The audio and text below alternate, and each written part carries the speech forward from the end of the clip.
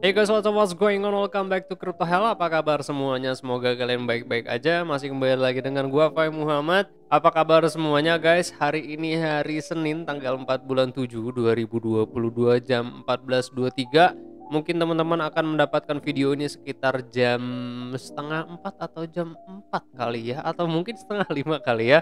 Karena proses rendering dan juga editing yang memakan cukup waktu lama ya guys. Oke, kita hari ini akan melihat global news yang ada saat ini di pasar kripto. Dan kalau untuk video ini memang tidak berfokus kepada technical, kita akan membahas aja dan melihat update berita terkait cryptocurrency hari ini bagaimana, biar kita juga tahu bagaimanakah prospek pasar kripto ke depannya ya guys. Tapi sebelum kita ke berita-berita menarik yang akan dibahas, gua mau iklan dulu. Video ini disponsori oleh BingX. BingX adalah trading platform favorit gua guys, karena BingX menyediakan fitur perdagangan spot dan juga futures. Nggak cuma itu, ada fitur copy trading juga untuk teman-teman yang menginginkan passive income dengan menanamkan modalnya ke trader profesional. Yang terpenting, trading fee di BingX juga termasuk rendah. Yuk daftar sekarang dan dapatkan rebate-nya.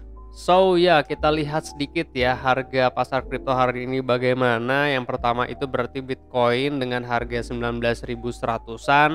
Nah, dalam 24 jam terakhir berarti sudah menurun sekitar ya 0,05%, dengan total keseluruhan per 7 hari kemarin penurunan itu berarti 10,40%, dengan market cap 364 miliar dolar ya guys. Nah, kalau untuk volume harian berarti 15 miliar dolar untuk saat ini. Nah, kalau untuk Ethereum sendiri sekarang harganya berarti satu sih 1049 dolar, dengan penurunan berarti 1,20% per hari ini atau per 24 jam terakhir, dengan penurunan lagi total 7 hari 14,22%, dengan market cap-nya itu 127 miliar dolar. Nah, untuk volume hariannya berarti 8 miliar. Iya ya, 8 miliar ya. 1 2. Iya bener, 8 miliar dolar ya untuk saat ini. Nah, beberapa bulan belakangan memang pasar kripto tuh lagi digerus abis sama berita nggak sehat ya guys ya. Mulai dari Terra Luna, terus juga kemarin ada Celsius yang dibarengin sama Three Arrow Capitals, terakhir juga GBTC versus SEC ya guys. Nah, kalau inflasi sih memang udah jadi sarapan sehari-hari ya. Jadi gak usah diomongin lagi. Dan mana lagi sekarang posisinya lagi bear market ya kan, ya pantas aja kalau pasar saat ini tuh lagi sepi banget ya melihat dari total market cap yang ada. Nah, berita update dari Three Arrow Capital hari ini, perusahaan crypto hedge fund ini, Three Arrow Capitals, memang diresmikan udah bangkrut ya guys ya. Sebelumnya kan ini cuma rumor aja ya guys kalau dinyatakan bangkrut karena udah gagal menutupi posisi margin call dan lain-lain. Nah, Jumat malam kemarin informasinya Three Arrow Capitals ini sudah resmi dinyatakan dalam pengajuan bab ke-15 kebangkrutannya ya guys ya di Pengadilan Federal Manhattan ya. Nah, sebagai informasi, memang awal mula kesulitan finansialnya Three Arrow Capitals ini bermula bulan Mei kemarin di saat Terra Labs itu drop dead gorgeous to the bone. Dan perusahaan ini juga gagal bayar atau prestasi atas hutangnya ke Voyager Digital ya guys ya. Nah, jadi hutangnya itu selain kepada Voyager Digital, Triga AC ini juga punya hutang ke Deribit Exchange senilai 80 juta dolar.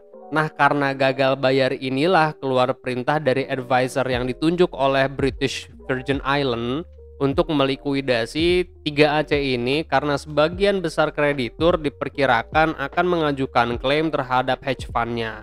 Nah, kalau Voyager Digital ini informasinya itu merugi 650 juta dolar guys dalam bentuk pinjaman hutang yang diberikan kepada 3AC.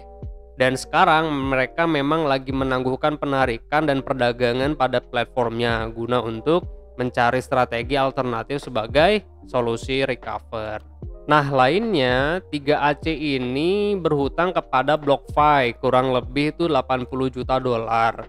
Jadi BlockFi sekarang merugi senilai tersebut. Nah, sekarang BlockFi ini lagi bikin kesepakatan sama FTX untuk memberikan pembiayaan senilai 240 juta dolar dengan imbalan FTX itu boleh membeli grupnya.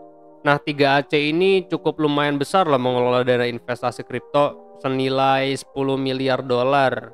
Kalau berita terbaru dari Celsius, berdasarkan informasi, Celsius ini baru aja memberhentikan 150 karyawannya. Semoga karyawan yang diberhentikan diberikan ketabahan ya guys ya. Nah, beberapa hari lalu Celsius juga memberikan statement bahwa mereka lagi fokus dan bergerak cepat untuk menstabilkan likuiditas dan operasional. Ya walaupun perusahaan nggak mengungkapkan langkah jelas ya apa yang akan dan telah diambil untuk menyelesaikan problematika ini, tapi semoga perusahaan memiliki solusi jitu lah ya dalam mengambil langkah matang. Tapi yang pasti sih mereka cuma announce sama komunitas untuk sedikit banyak meminta waktu untuk merancang strategi yang matang. Jadi bahasa halusnya tuh investor yang mohon harap bersabar gitu. Lalu kalau kita lihat juga ada kabar hoax yang ada dan udah ditepis oleh tim di sana. Salah satunya CEO-nya itu katanya kemarin mencoba kabur dari AS tapi ternyata itu hoax. Terus katanya kemarin juga Goldman Sachs itu mau beli sell senilai 2 miliar dolar dan Nexo juga berencana untuk beli tapi itu juga hoax. Ya indikasinya memang ini untuk mempermainkan psikologi investor retail aja biar masuk. Ya harga ngepam dari bawah terus bandar jual.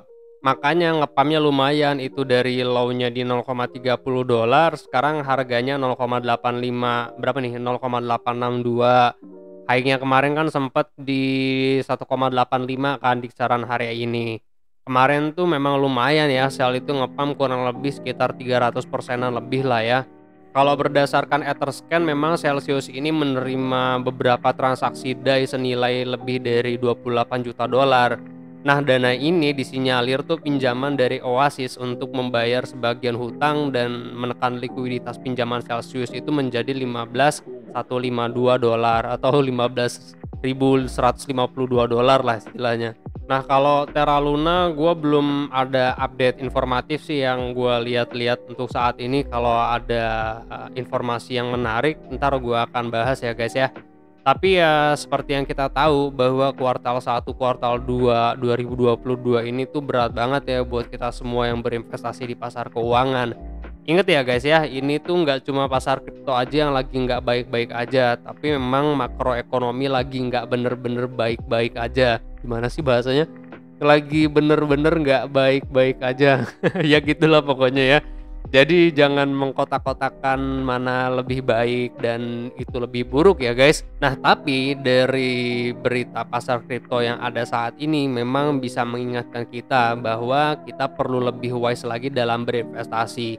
Ya jangan hanya saja kata orang bahwa ini prospektif, itu lebih bagus, lalu kita ikut nimbrung. Tapi memang perlu kematangan dalam menyusun strategi agar dana investasi kita tuh berkembang dengan baik. Nah sebagai investor kita tuh memang perlu pinter banget ya mencari peluang. Tapi kalau ragu pun ya nggak usah berinvestasi, jadi harap bersabar menurut gua. Jangan ambil keputusan sembari melihat gejolak pasar ke depannya itu bagaimana. Jangan maunya ya sat-sat aja dan got fast money gitu, dapat fast money, uang cepat. Ya kalau mau seperti itu ya scalping aja kalau mau kayak gitu kan. Nggak perlu mikirin fundamental, jadi speculate trading aja kan juga bisa dapat duit gitu. Nah jadi memang kesimpulannya dari berita yang ada kita tetap harus berhati-hati dalam mengambil keputusan ya guys, karena memang saat ini pasar memang belum apa ya istilahnya ya, belum pasti dan juga masih berada di ketidakpastian. Jadi tetap kita juga harus tetap wise dalam mengambil keputusan. Jangan pengennya sacet walaupun kita tahu harga lagi diskon, tetap kita juga harus tetap waspada karena memang kan saat ini pasar memang lagi bergejolak banget dan saat ini juga pemerintahan negara setempat mau dimanapun itu lagi berusaha untuk mengembalikan ekonomi ke fase yang lebih stabil. Kalau sekarang kan memang kita bisa bilang belum berada di fase yang stabil juga kan. Sekarang tuh lagi masa-masanya menuju ke fase recovery gitu loh ya. Jadi ya fase-fase seperti ini tuh yang memang sulit banget diprediksi gitu. Jadi ya teman-teman tetap harus update terkait makroekonomi. Setelah itu teman-teman bisa juga berfokus kepada instrumen investasi yang teman-teman harapkan bisa memberikan keuntungan yang baik seperti itu kan. Nah, kalau untuk technical analisisnya gue akan buat di video berikutnya setelah ini. Jadi mungkin gue akan lebih fokus kepada Bitcoin dan juga FTM ya untuk hari ini, karena ada request dari teman-teman yang ingin melihat pasar FTM sekarang itu bagaimana. Jadi kita akan bahas di pembahasan hari ini. So thank you very much for watching. Gua akan kembali update. Gua Fai Muhammad. Kalian jangan sakit-sakit, sehat terus karena sehat tuh mahal. I'll see you guys on the next video. Peace out.